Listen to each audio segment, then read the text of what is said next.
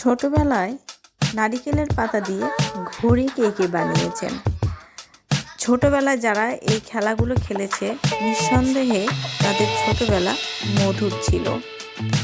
কতই রঙে বেরঙের জিনিস বানাতাম, ঘুরে বেড়াতাম মাঠের এই পার থেকে ও পার।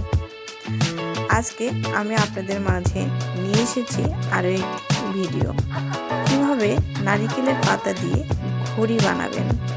দেখতেই পাচ্ছেন খুব সুন্দর করে আমি একটা ঘড়ি বানিয়ে নিলাম। এই ঘড়িটা আমি আবার আমার ছেলের হাতে পরিয়ে দিয়েছি, আর ওকে আমার ছেলেবেলার গল্পগুলো শোনাচ্ছিলাম।